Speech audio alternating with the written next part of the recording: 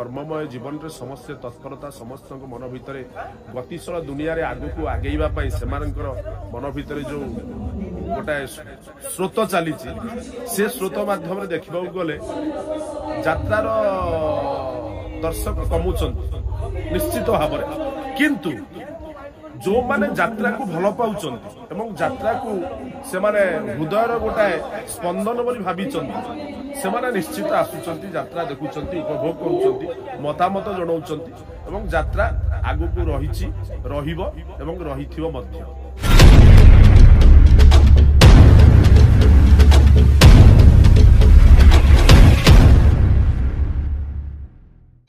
सुधांशु कुमार बसंत यात्रा जगतर वरिष्ठ चरित्र अभिनेता टिके कथा यूट्यूब चैनल को आपन स्वागत। केमिति अछन सुधांशु? भलरे अछि आपण मानकर आशीर्वाद दर्शक देवता भल पाइबा सेति पई बहुत खुशी और भलरे मध्य अछि। आपण यात्रा जगतर जने वरिष्ठ चरित्र अभिनेता यात्रा को पाखर केमिति देखुचंती वर्तमान समय तो स्थिति सुंदर अछि फिर भी आमे जदि ए विषय एनालाइज करने को हुए कथा तो बहुत कथा अच्छी से कथा माध्यम को आगू गले घात प्रतिघात मध्य भी अच्छी तेणु यात्रार स्थिति निश्चित भल बोली मु माने मो मतरे वर्तमान भलरे अच्छी। आगरू नाटक लिखा जाउथिला नाटकर चरित्र को नहीं कलाकार अभिनय करथिले आज्ञा वर्तमान कलाकार को देखि चरित्र तैयारी करा जाउछि ए विषय सुधांशुकर मत कोन रहउ? सेतबेलर कथा एबेर कथा तेणु सेतबेले आर्टिस्ट मान को नहीं नाटक लिखा जाउथिला माने विगत दिन सेटा नथिला किंतु एबे से जुगटा धारा चली किंतु समय को नहीं मनीष ताल दे चलिया को पड़िबो केतेबेले कोन थिला आउ केतेबेले को मुहूर्त रे कोउटा माध्यम रे गति करूथिला से कथा को धरी बसिले चली माने चलिबनी किंतु तर्जमा माध्यम रे आसीबो जे गोटे नाटक को सुंदरता आनिबा पाई बा नाटक दर्शक देवता मानक मनरे मनोरंजन करिवार दृढ़ प्रतिश्रुति देवा होउची कलाकार धर्म एवं ता माध्यम रे रूपरेखा होउची एटा कलाकार मानकर किंतु ता धरे जे नाटकर स्रष्टा बापा माँ होउचंती राइटर एवं डायरेक्टर से मानकर मध्य भी नाटकर आजिकाली समाज रो जो प्रकार स्थिति अनुसार नाटक संस्कृति के माध्यम रे जो समाज को शिक्षा दबा परिवेश परिस्थिति को नियंत्रण रखिबा एवं समाज रे विभिन्न कथा को उपस्थापित करिबा ढंगटा ठीक रहिबा ही दरकार।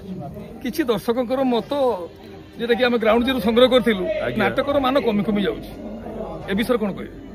नाटकर मान कमी कमी जाउछि तो आमे सेगुडा स्वीकार करिबु नाही काहेकि ना जेहेतु आमे मंच अभिनेता मंच रे अभिनय करूछु दर्शक मान को फेस करूछु तबे आगे मीडिया जुग नथिला एवं जो एंटरटेनमेंट माध्यम रे जो टीवी हो कि विभिन्न प्रकार रो जो हमर पर्दा हो भलो हो से सब विगत दिन रे बहुत कम थिला एबे किंतु सेटा बहुत आगे रे अछि एवं सेथि पय मध्य लोकमानक मनरे जोटा कि एठी आसी 4 घंटा समय नष्ट करी कि देखिबा अपेक्षा घरे बसी कि एंटरटेनमेंट करूछंती आधा घंटा घंटा तापर कर्ममय जीवन रे समस्त तत्परता समस्त मन भितर गतिशील दुनिया रे आगु को आगेइबा पई सेमानकर मन भितर जो गोटाए स्रोत चली से स्रोत माध्यम रे देखा गले यात्रार दर्शक कमुचंती निश्चित भाव किंतु जो माने यात्रा को भल पाउचंती एवं यात्रा को से माने हृदयर गोटाए स्पंदन बोली भाविचंती से माने निश्चित आसुचंती यात्रा देखुचंती उपभोग करुचंती मतामत जणाउचंती एवं यात्रा आगु को रहिछि रहिबो एवं रहिथिबो मध्य। सुधांशु बाबूकर यात्रा जीवन केते वर्ष? आज्ञा पाखापाखि 34 वर्ष हो गला तो से 34 वर्ष भितर मो मझे अब्याहति नहीं 3 वर्ष 4 वर्ष जे कि पारिवारिक डिस्टर्बेंस थिला यात्रा रे एंट्री रो 2 वर्ष पर मो पुणी बैक करी गली घर को एथि पई ना चाकरी उद्देश्य रे जे कि मो स्वर्गत माने बड़सला से रेलवे ड्राइवर थिले पारादीप रे ତେଣୁ ତାଙ୍କରି ମାଧ୍ୟମରେ ମୁଁ ରେଲୱେରେ ମଧ୍ୟ ବି 4 ବର୍ଷ ଡ୍ୟୁଟି କରିଛି, 3 ବର୍ଷ ଡ୍ୟୁଟି କରିଛି। ଭଲ ଲାଗିଲା ନାହିଁ, ଭଲ ଲାଗିଲାନି ମାନେ ଏଇଆ ଯେ ସେତେବେଳେ ଦରମା ତ ସେଇ ଯାତ୍ରାରେ ସେଇଆ ଥିଲା, ସେଠି ବି ସେଇଆ ଥିଲା। ତେବେ ପରିସ୍ଥିତି ପରିବେଶ ଯେଉଁ ଯାତ୍ରାର ଯେଉଁ ଚଳଣି କି ଭଲ ମନ୍ଦ ଏମିତି ଗୋଟେ ମନ ଭିତରେ ଯେଉଁ ଗୋଟେ କଳାକାର ହେବାର ନିଶା ମନ ଭିତରେ ଏତେ ମାନେ ପ୍ରଖର ବ୍ୟତିରେ ମାନେ ହୃଦୟକୁ ବ୍ୟଥିତ କଲା। ତେଣୁ ସେଇଥିପାଇଁ ବାଧ୍ୟ ହୋଇ ମୁଁ ସେ ଚାକିରି ଛାଡ଼ି ଆସି ଯାତ୍ରାରେ ମଧ୍ୟ ପୁଣି ଯୋଗ ଦେଲି।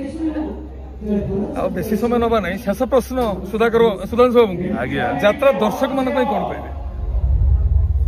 ଦର୍ଶକ ଦେବତା ମୁଁ ଆପଣମାନଙ୍କୁ ଅଶେଷ ଅଶେଷ ଧନ୍ୟବାଦ ଜଣାଇବି ଏବଂ ନମସ୍କାର ମଧ୍ୟ।